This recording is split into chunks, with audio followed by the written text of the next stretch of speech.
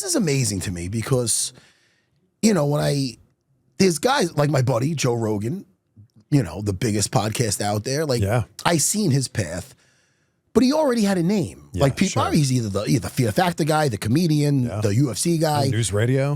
News radio. Yeah. So he had a name, but I saw his whole journey, and it's amazing.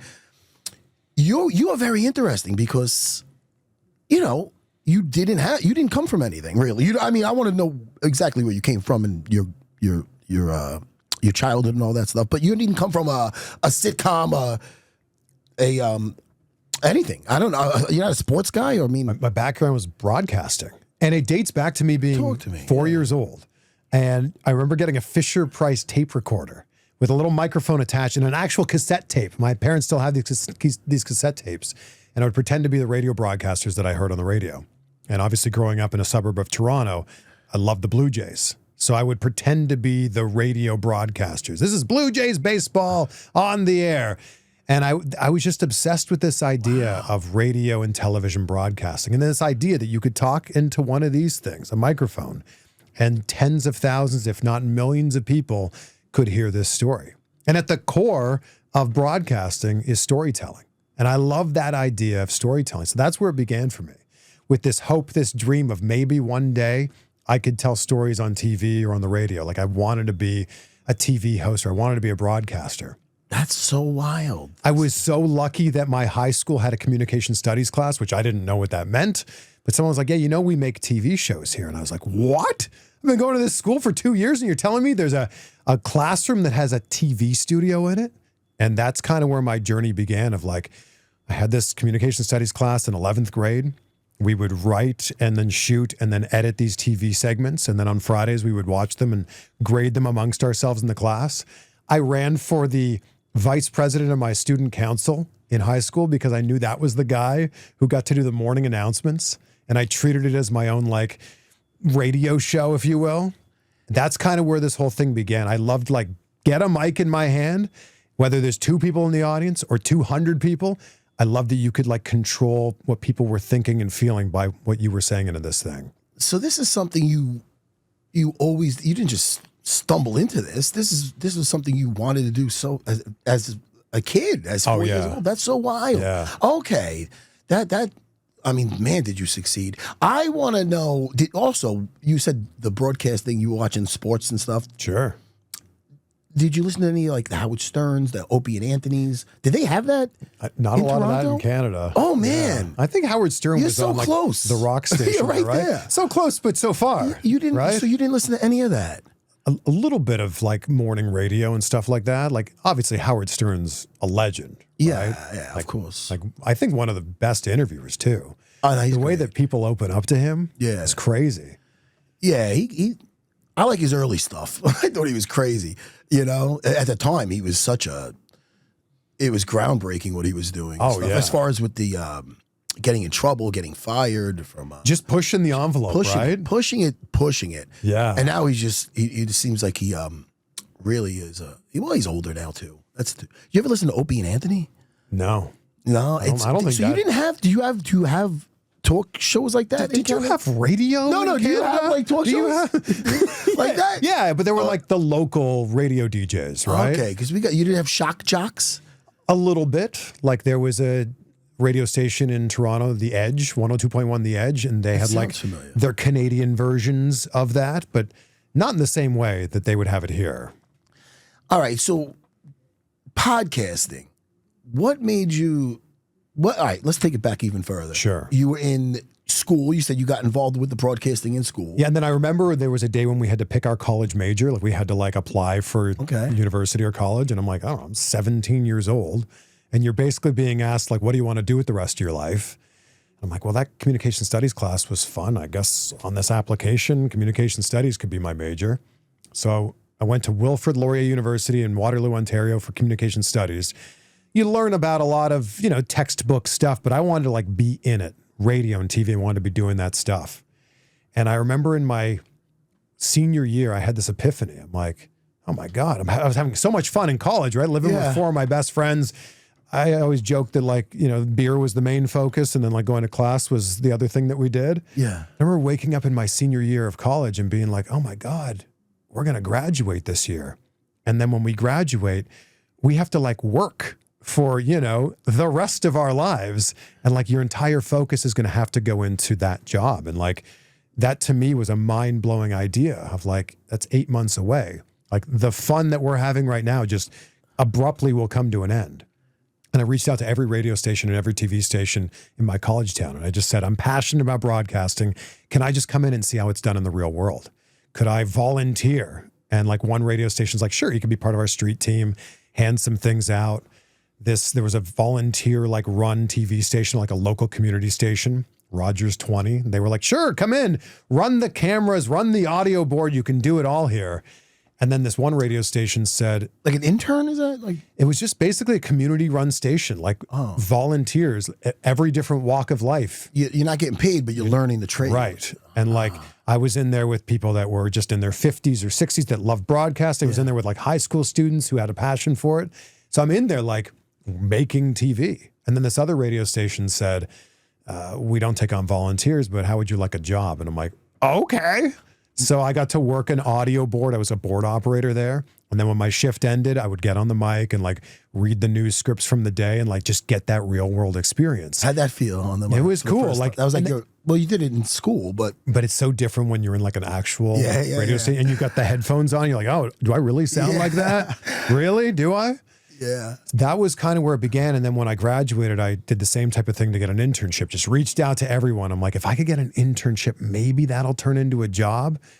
Didn't get any interviews anywhere. No one wanted anything to do with me. So I lied. And there was this tiny this tiny TV station called Chex TV in Peterborough, Ontario. And I said, I'm going to be in town next week during spring break. Could I come in and just chat with you about a possible internship? And they're like, we don't really do that kind of thing. But if you're going to be in town, sure, come in. And it was a total lie. I hadn't been to that town in 10 years or whatever. But it's the idea of, right, if you make yourself available, the chances are you might get closer to a yes. So they were like, we don't normally do this, but sure, we'll give you an internship a few days a week. That ended up turning into me being on air after a few weeks. And that was really what started this process of like, I got to be on TV at a small station where, Matt, I was writing, shooting, editing, and reporting all my own stories, doing it all, learning it all. What news? This was a news channel? Yeah, it was a local TV station. News station. Yeah. Like where like honestly a news story was like, we got a new stop sign. Well, I mean, yeah. How did people start noticing you around town type of thing? Or? Not there. Oh, it was just like a like I remember showing up. You have the big clunky camera that we're shooting, and they'd be like, "Hey, are you with the newspaper?" I'm like, "Yeah, something like that." Yeah. So where do we go from there? I want to know. So I'm 21 when I got that internship. 21. And I was like reporting on these local stories. I also got to anchor the news there, which was the pay okay? No, it was not good at all. And I was driving an hour each way I was living with my parents at the time. Yeah. And to pay for the gas for it, the start which was an internship, I was working my old high school job at the mall in the fish department of a pet store. So like some days I was scooping dead fish, and then the other days I'd be on the news, which is crazy, right? And I was like, I want to do something more. I want to do something more than this. Fast forward to about a year later, I auditioned for a job on MTV2 Canada. And that kind of skyrocketed things, like to go from the local news to now I'm interviewing actors and musicians and celebrities. It was a pretty cool thing to be able to do that. Now, how big was MTV in Canada? That was as big as it was huge. I don't think anything's as big as it would be in the States, but like that was where I started getting noticed a little bit more. Like my first day there was like to go from interviewing like local politicians at the local TV station to like now I'm interviewing actors. Well, MTV's huge. Yeah.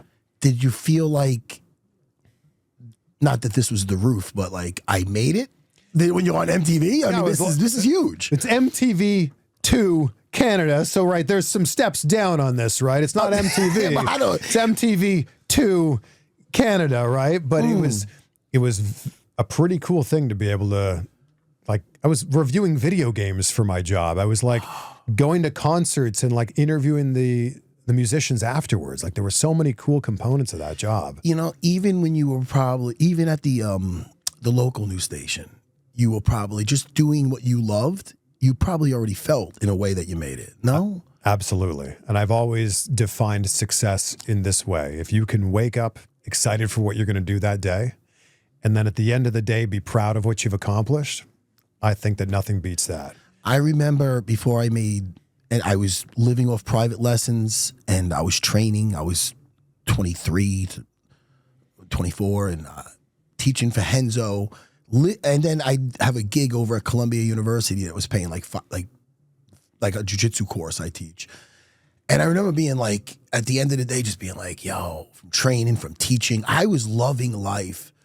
But there was always that uncertainty of the future. Sure. You know what I mean? Yeah. Did you feel when you were at MTV that did you have like, there was job security there, or did you feel like I'm going to use this to platform to something bigger, or where you? Because you was so young and I was 23 when I got hired there. Yeah, you remember MTV VJs, right? Yeah. So I feel like you've got a pretty short. Kurt Loder, shout out to Kurt. Is that guy still alive? Kurt Loder, is he? I hope so. I feel like you've got to. Sorry. Shout out to Kurt. Julie Brown died, I think. She was great. Yeah, these are all people. Do you know these people? We had Much Music VJs in Canada. Okay. And anybody who's listening from Canada knows exactly what I'm talking about with Rick Campanelli and George Strombolopoulos and all kinds of other people. I feel like you've got a pretty short window, right? So at 23, I'm like, man, if I could do this till I'm 30, like that'd be pretty good, right? My entire 20s doing this.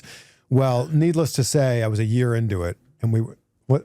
Both Julie Browns are alive, and so is Kurt Loder. Okay, wait, Julie Brown's alive? All right, I'm sorry, Julie, I'm a fan. Both Julie Browns are alive. I want to get them both on here. Go ahead. Sorry, Chris. But yeah, shout out to the Browns. And wait, Kurt Loder's alive too? Yeah, both alive. Oh, they're great. Legends. Needless to say, a year into this, what was my dream job at the time, we're working away, doing our normal thing, and my boss comes in and goes, hey, stop, everyone, what we're doing. Our show just got canceled. And we're like, okay. So then, like, it kind of came to a screeching halt. And by the way, that was in Vancouver, and I'm from Toronto. They're not close, right? Yeah. To get there, I had packed everything I owned into my 1995 Toyota Corolla and drove across the country to start this new life in Vancouver. And now it's like, our show doesn't exist anymore. It got canceled. And I'm like, what do I do? And it was pack everything back up, drive back and move back in with my parents and try to figure it out from there. First of all, how long is that drive? 47 hours. It's 47 hours. Yeah, it takes 18 hours just to get out of Ontario if you don't go through America. Dude, I have a hard time driving to AC from Long Island now. It's 3 hours. I go to a rest stop. I'm a mess. It's 2 days to get out of, 2 days to get out of Ontario. It's 47 hours. Where was your head at when you're making that drive? Was it just you in the car? I flew my best friend Greg Kuzak out with me. Who was the one who snuck me into our friend's basement to watch you win the welterweight championship? Oh, shout out to Cusack. Yeah, love Cusack. Oh man. So how was that drive? My head was at like, all right, what do I do when I get back? Like, this is going to be fun. You're still 24 years old, right? Yeah. But at the same time, like, I just had this incredible opportunity. Now what do I do? That actually was one of the stepping stones to like figuring out what was next. Because like in the next few months that followed, I auditioned for other jobs and didn't get them. I'd be shortlisted for jobs and didn't get them. It'd be between me and one other person, and I wouldn't get it. And I'm like, if I can't get hired here, what am I going to do? I just can't live at my parents' house and try to figure this out for the next several years. Yeah. And I made it my job to find a job. Like, I would wake up, get on the computer, be searching for every little opportunity that might possibly push my career forward as a TV host, because that was the thing I wanted to do. In that time, I was an extra in The Love Guru. Remember that Mike Myers movie? Oh, yeah. You could actually see me in the trailer. Get out of here. I had time to kill. That is, wait a second. You were acting? You were acting? Not really, but like one of my best friends, Adam Booth, was trying to get into acting. And because I was always looking for jobs, I remember on Craigslist, they were looking for quote unquote Hollywood types for a party scene movie. That was all it said. So I'm like, hey man, you should reach out about this. He reached out. He's like, hey, it's an extra in a movie. Like, are you doing anything next Tuesday? Why don't you submit as well? And I submitted, ended up being on that movie for like 10 days and like 3 or 4 different scenes. Like I'm in a scene with Val Kilmer. I'm in a scene with Vern Troyer, may he rest in peace. I'm in a bunch of scenes with Mike Myers. And when I say I'm in scenes, I'm the guy wearing a green shirt in the background of these scenes. Did your buddy make the cut? He made the cut. Okay, good. I'm definitely in a lot more scenes than him, though. Oh, man, that's so funny. Yeah. Now, did anything come about? You get any, as an extra, do you get anything? No, you make like $8 an hour. Oh, it's one of those things. And like those were some long days. So some of those days were 14, 16 hours. You're sitting in like a little holding room for probably 12 of those hours. You have it forever, though. Yeah, I mean, forever. you're bringing it up now. Dude, I'm in the trailer. Isn't that crazy? No, yes, that is crazy. Yeah. Did that freak you out when you see that? No. I couldn't believe it. I also felt a little bit bad for my friend Adam, who like was pursuing the acting thing. And I'm like, well, maybe you'll be in the the next trailer that comes out for this one. Yeah. Oh, dude, if only it was Austin Powers. It would have been the Love Guru. You know what I mean? I think that one was not. You know how many Razzies that thing won? I'm trying to be gentle with it. No, it's fine. I loved. I think we all know how I married an axe murderer. Something like that. Of course, great. He's great. Whatever happened to Michael Myers? Mike Myers. Yeah. Michael Myers is not. He's never dying. 2 different people, right? Mike Myers, Michael Myers. Yeah, the Halloween guy's still around. But what happened to that guy? Is he around? Yeah, man. Shit, I'm waiting for another Austin Powers to come out. I'm sure he's alive. I just interviewed Mike Myers a few years ago for that Netflix miniseries that he did. Oh. The what was it? What is that? I can't remember it now. Well, we'll have to look that up later. All right. But that ended up leading to, I was hosting a show in Toronto after that, got back into the red carpet thing and reviewing movies and all that. I ended up moving to the US in 2010 as an entertainment reporter for the CBS affiliate there. And like first week, I'm on the Oscars red carpet and like they threw me into this thing of like, you're going to be our entertainment reporter. So that was pretty cool. Now, did you have to audition for that type of thing? Like, I did. And that was actually pretty funny because like they brought me in for this audition in Cleveland. And up to that point, I'd auditioned for lots of jobs in like New York and LA. And I just... Where were you living when you got to the U.S.? Toronto before that. And then Cleveland. Then when you got to the U.S., Cleveland was my first market. Yeah. And I remember my agent being like, how would you feel about being an entertainment reporter in Cleveland, Ohio? And I'm like, if this is going to get me an opportunity to move to the U.S., like sign me up. Like there's going to be so many more chances there to do all kinds of different bigger things. An entertainment reporter. Now, did you even know what the heck that is? I mean, it's a part of that. I guess it's part of the broadcasting field. It is, obviously. Yeah. That's something that you... It was basically, I was kind of what I was doing in Toronto at that point. I was hosting a show in Toronto for Sun TV. Oh, I got Like the Toronto International Film Festival is a massive film festival. I was on the red carpet there for a few years doing the, interviewing, man, you name it. I have had the opportunity, Matt, to talk to like everybody.